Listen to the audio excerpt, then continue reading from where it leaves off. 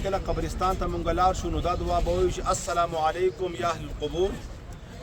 تاسو وایئ ما سره السلام علیکم یا اهل القبور یغفر الله لنا ولکم انتم سلفنا ونحن بالاساطیر. دا د دین اسلام اهم شهدا دي.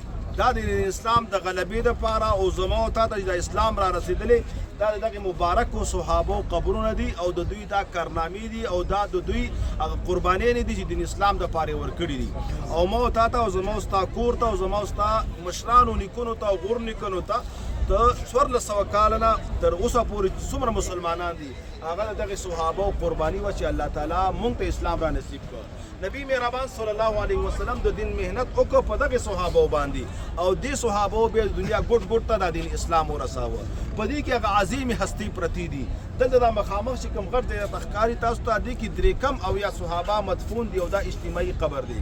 او اخوا چې کوم تاسو ته هغه ځای ښکاري هلته درې قبرونه دي او اصل کې دا دوه قبرونه دي. په دوه قبرونو کې یو قبر کې دوه صحابه دي او په بل قبر کې بل صحابه دي او هغه د جنتونو سردار سید الشهدا د شهیدانو مشر امیر حمزه د نبی مهربان صلی الله علیه وسلم تر مبارک مدفون دی او آرام کوي.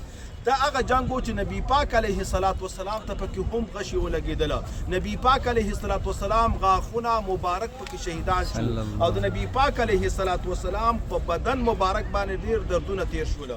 لیکن دلته یو عجیبه واقعه چې تاسو کله قرآن مطالعه کوئ یو بله وشوه. صحابو باندې الله تعالی یو عجیبه غم راوسته، یو پریشاني راوستله.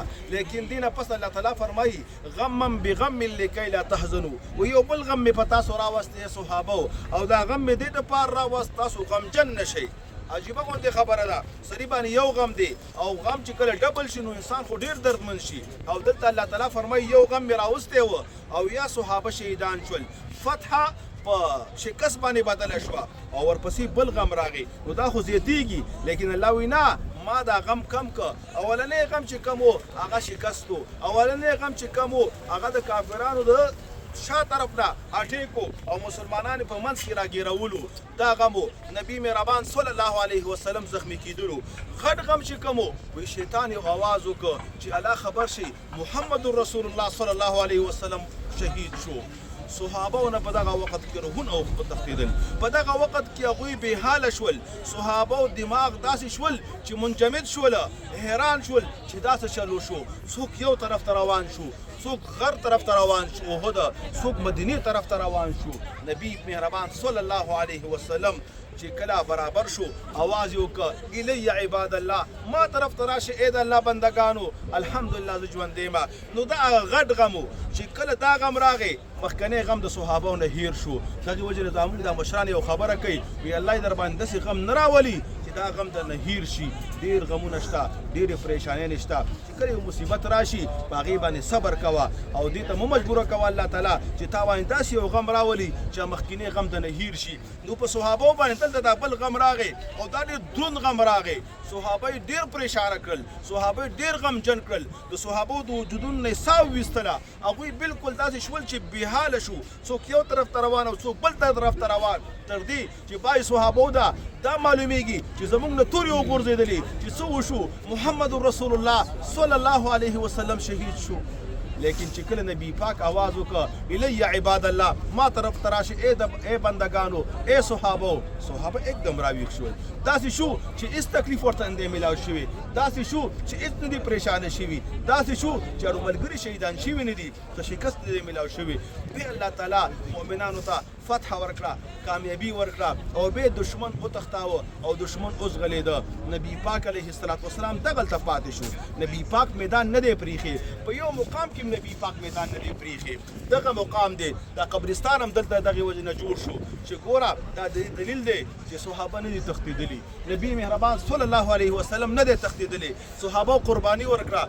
نبی پاک خپل خاندان کې خپل ترې قربان که حمزه رضی الله تعالی عنه کافران او تختیدل او صحابه دلته راجمع شول د دې صحابو جنازه وکړه او دغه صحابه په دغه مقام کې مدفون کړل. الله تعالی دې موږ ته توفیق را نصیب کړي چې هر مانځ کې صحابو ته دعاګانې وکړو ځکه په موږ باندې د صحابو احسان دی. دغه صحابو موږ ته د دین اسلام را رسولې دي. دغه صحابو په واسطه باندې موږ مسلمانان یو. په دې ملک کې داسې خلک هم شته زمونږ په ملک کې چې دغه صحابو پسې غاپي دغه صحابو پسې خپل ګنده خولي او ګنده جبې راوستي دي. الله تعالی د هغوی دا جبې کټ کړي. الله تعالی د هغوی ګونګیان کړي. الله تعالی د زمونږ د پاکستان او د مسلمانانو ملکه د دغه شیعګانو نه پاکه صفا کړي. دا زمونږ د سر تاجونه دي. څوک چې دوی سره بغض کوي د هغه په ایمان کې شک دی. که څوک د هغه په کفر کې شک کوي نو هغه به خپله کافر دی. چې څوک صحابو پسې بد رد وایي هغه مسلمان نشي کېدی. صحابو د دین اسلام دپاره قربانۍ ورکړي. نن که موتا کې اسلام دی نن که زما ستا په ملکونو کې د اسلام اواز لګېږي دا دغه صحابه دي. او دغه صحابه بیا په پېښور کې قبر شته او تر دې پورې چې یو کتاب کې ما کتلی و د KPK او د پښتونخوا په ځمکه باندې او یا صحابه مدفون دي.